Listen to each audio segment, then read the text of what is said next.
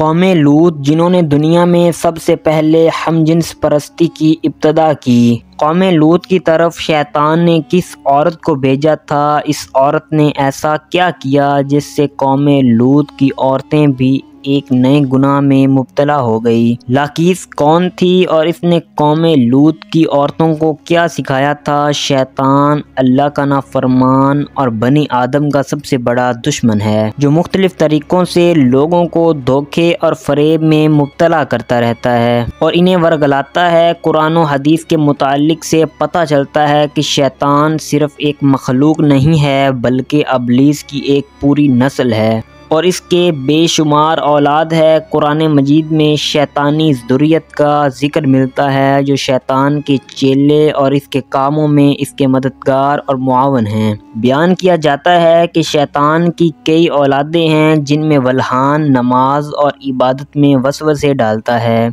मस्तूद लोगों में अफवाह फैलाता है, वासिम घर वालों में लड़ाइयाँ लगवाता है, मर्रा गाने बजाने के गुनाह को आम करता है और इस तरह अबलीस के कई बेटे और पोते हैं जो मुख्तलिफ कामों पर मुकर्रर हैं। शैतान की इन औलादों और ज़ुर्रियत में एक नाम लाकीस का है। लाकीस दरअसल शैतान की बेटी है, जिसे अबलीस ने एक ख़ास ड्यूटी पर मुकर्रर करते हुए कौमे लूत की तरफ भेजा था। कौमे लूत दरअसल तारीख की एक ताकतवर और मालदार कौम थी, जो अर्दन के इलाके में आबाद थी। यहाँ सरसब्ज़ शादाब वादियाँ थी, जिनमें सदूम और अमूरा के नाम से दो इलाके आबाद थे।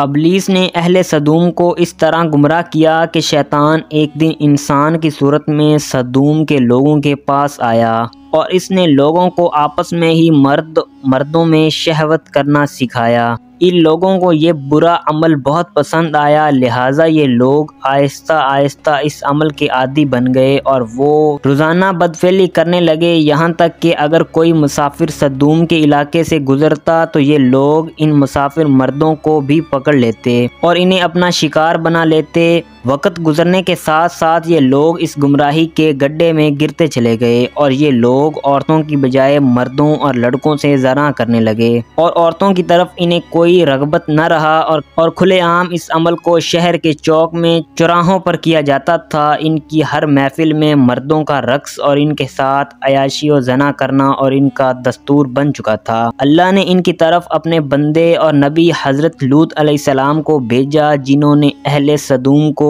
इस गंदे अमल से तौबा करने को कहा और फरमाया, क्या तुम लोग वो बेहयाई करते हो जो तुमसे पहले इस जमीन पर किसी ने नहीं किया? तुम मर्दों के पास जाकर अपनी ख्वाहिश पूरी करते हो और अपनी औरतों को छोड़ देते हो। तुम लोग हद से गुजर चुके हो। लेकिन कौमे लूत पर इनकी आवाज़ और नसीहत का कोई असर ना हुआ, बल्कि वो उल्टा लूत अलैहिस्सलाम के खिलाफ हो गए और इन्हें मजबूर करने लगे कि तुम इतने ही नेक हो और पाक हो तो इस बस्ती से निकल जाओ। अहले सदूम का मर्दों से जना करना और बदफेली सिर्फ एक गुनाह ही नहीं था, बल्कि इस अमल से वो खुदा के बनाए हुए ख़ानदानी निज़ाम को तबाह व बर्बाद कर रहे थे और ऐसे संगीन जुर्म की इब्तिदा कर चुके थे जिसे अफजाइश और नस्ल का पूरा कुदरती निज़ाम बर्बाद हो रहा था। बहरहाल जब कौमे लूत के मर्दों ने अपनी औरतों से रगबत करना और इनसे अपनी ख्वाहिश पूरी करना छोड़ दिया तो अबलीस के लिए ये एक सुनहरा मौका था कि वो इस कौम में एक और नए गुनाह की इब्तिदा करे। लिहाजा अबलीस ने अपनी बेटी, जिसका नाम लाकीस था, उसे अहले सदूम की तरफ भेजा। लाकीस जिन्नात और शैतान में सबसे ज़्यादा हसीनो जमील और खूबसूरत थी। अबलीस ने इसे हुक्म दिया कि वो एक खूबसूरत औरत की शक्ल अख्तियार करे और कौमे लूत की